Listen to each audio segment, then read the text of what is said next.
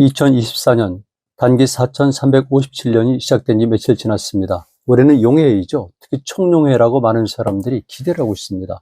용은 우리 민족과 연관이 깊은데 많은 사람들은 용 그러면은 주로 중국 문화를 떠올리게 됩니다. 저는 2000년도쯤에 현재 요섭지방에 있는 홍산문화 유적지를 답사했는데요. 특히 그보다 먼저 있었던 사회문화 유적지에 가면서 많은 것을 보고 놀랐습니다. 거기서 발견된 토기편들을 보니까 아직은 전시관이 만들어지기 전이라 얼마든지 접근이 가능했었는데요. 표면 자체가 전부 다 용 문양으로 되어 있습니다. 그리고 전시관 앞에 바로 앞에는 고고학자들이 발굴하는 상태로 남아 있는데요. 돌들을 무더기로 쌌는데 이것이 용 모양으로 꿈틀꿈틀하게 되어 있었습니다. 그래서 중국학자들은 바로 용 문화의 시작은 이때부터 있었다, 이렇게 주장을 하는 것이죠. 그리고 우리 민족사와도 용은 관련이 깊습니다. 물론 그 이전부터 있었으리라고 생각합니다만 적어도 기록을 놓고 볼 때는 고구려의 건국부터 용은 우리에게 중요한 의미를 가지고 있었죠. 제가 좋아하는 인물이 있습니다. 해모수라는 인물이죠. 해를 뜻하는 해모수. 해모수는 하늘에서 내려온 천재인데요. 그가 내려올 때는 5마리의 용이 이끄는 황금마차를 타고 내려왔던 것입니다. 그리고 바로 광개장 비문에 보면은 추모는 천재지자 모 화백열왕이라고 되어 있는데요. 이때 용의 자식인, 천재의 자식인 추모는 동배를 탈출해서 홀본부로 내려올 때 3명의 신하, 즉 오이마리 협보랑 동행을 했습니다. 이들은 사람일 수도 있고 마치 단군 신화에 나오는 풍백, 우사, 운사처럼 기능신일 수 있습니다. 이렇게 세 존재와 함께 내려왔고, 그리고 가는 도중에도 3명의 특별한 능력을 가진 사람들을 만나서 그들은 홀본부에 가서 결국은 고구려를 건국하게 됩니다. 오늘 이런 얘기를 하려고 합니다. 그러면은 고구려인들의 용 발톱은 또는 용 발가락은 몇 개인가? 고구려 고분벽화에 보면은요, 청룡, 황룡들이 굉장히 많이 등장합니다. 평양 지역, 지반 지역에 있는 많은 고분군들에서 청룡, 황룡들이 많이 그려져 있습니다. 그 발가락을 한번 유심히 살펴보세요. 중요하거든요. 왜냐하면 이런 것들이 고대사에서는 엄청난 의미를 가지고 있습니다. 이런 예를 알려드리죠. 조선시대 때 들어와서 세종대왕이 용과 관련된 모든 상징성을 5개의 발가락으로 바꿉니다. 오조룡이라고 그러죠. 5개의 발가락. 왜냐하면 고려시대 때 임금이나 그리고 조선 초기에는 4개의 발가락이 있는 용을 상징으로 삼았거든요. 5개의 발가락은 천자, 즉 황자가 하는 것이고 4개는 제후, 왕이 하는 겁니다. 그만큼 숫자는 건 매우 중요한데요. 그런데 고구려는 왜 3개를 썼을까? 왜 3개만을 그렸을까요? 그러면 5개, 4개 그 아래 셋일까요? 그렇지 않죠. 이것은 고구려인들의 독자적인 세계관을 표방했다고 보는데요. 우리 민족에게 3이란 것은 가장 큰 숫자이고 완결의 숫자입니다. 그래서 우리 민족의 여러 신화들, 설화들, 그리고 삶과 주목에 관한 민족 의례들, 그리고 그림을 비롯한 예술품들을 보면은 3과 연관된 것들이 많이 표현되어 있습니다. 그러니까 당연히 3이라는 것은 우리 민족의 사상과 직결되어 있고요. 우리 민족의 사상을 관통하는 논리가 될 수 있습니다. 그래서 제가 민족 논리란 말을 쓰고요.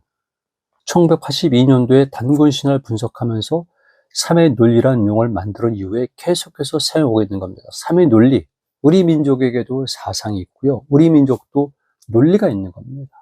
그래서 우리는 3의 논리를 제가 주장을 해왔던 것이죠. 단군 신화를 분석하니까 모든 것이 3으로 되어 있더라고요. 문장 구조부터 3이라는 숫자부터 그 다음에 로직부터 할 것 없이. 그리고 당연히 조선을 회승한 고구려 입장에선 3의 논리가 많이 영향을 끼쳤겠죠. 해모수가 하늘에서 내려옵니다. 그때 여인들을 만나는데요. 첫 번째 유아부인을 맞이했지만은 그런 나머지 동생들도 있었습니다. 유아, 원하, 위하. 이렇게 3명의 여인들이 있었고요. 실질적으로 고구려 건국신화를 그대로 사용했던 만주족의 시조설화를 보더라도 4명의 여인이 등장합니다. 그만큼 3이라는 숫자는 중요한 것이죠. 추모도 마찬가지입니다. 고구려의 추모가 동부회를 탈출해서 홀본부로 내려올 때 그를 따르던 신하들은 3명이었습니다. 오이, 마리, 협보. 어떠면은 세신 아니면은 세기능신이겠죠. 단군 신화에 나오는 풍백, 우사, 운사와 동일한 의미와 가치를 가진 겁니다. 그리고 중간에서 만난 신하도 역시 3명이었었고요. 뒤를 이은 유리도 마찬가지로 3명의 신하의 도움을 받아가면서 고구려에 정착합니다. 고구려는 곳곳에 이런 3의 논리가 표방되어 있다고 저는 보는데요. 그 중에 하나만 소개해드리죠. 장군총입니다. 제가 꽤 오래전에 장군총에 관해서 논문을 썼는데요. 역사과는 전혀 다른 각도에서 쓴 겁니다. 이럴 때만 사상과 미학적 관점에서 쓴 건데요. 건축을 분석한 것이죠.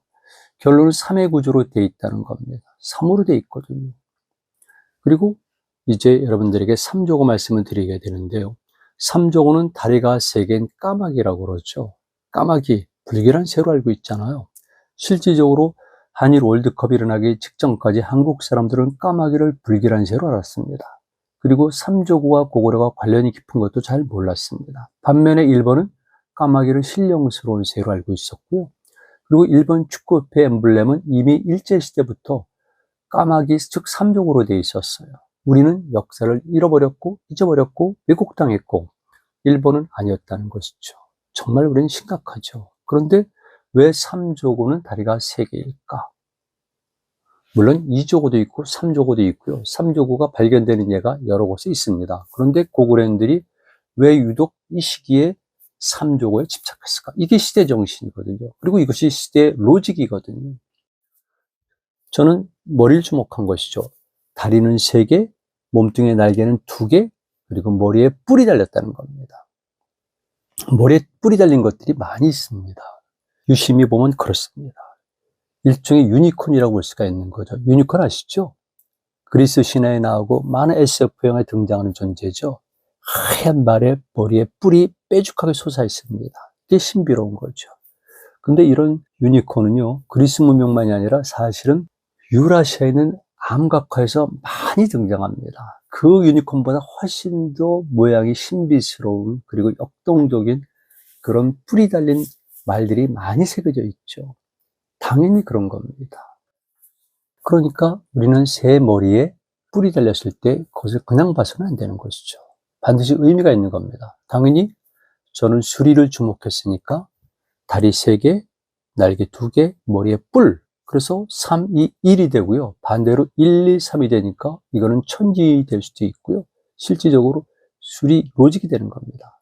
여러분 이미 우리 역사나 우리 문화에 관심 있는 분들은 짐작하셨겠지만 천부경이나 3일신고에 나오는 그것입니다.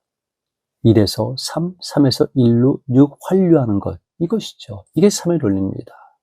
저는 그래서 오늘 청룡회를 맞이해서 우리 고구려의 용들은 왜 발가락이 3개인가? 바로 3의 논리를 표방한 고구려의 세계관의 표상이다 라고 주장을 하고요. 그 다음에 지금 이 3이란 것은, 3의 논리란 것은 6.25 전쟁 이후에 가장 심각한 갈등과 분열과 투쟁과 적대감 속에서 살아가고 있습니다. 그러나 우리 민족은 원래는 그것이 아니죠. 바로 조화, 합일, 그리고 상생, 공존을 목표라는 바로 3의 논리를 꾸준히 추구해왔던 문화 집단이었습니다. 그래서 이 3의 논리를 오늘 청룡회 또는 황룡회 세 발가락을 통해서 여러분들에게 말씀을 드렸습니다.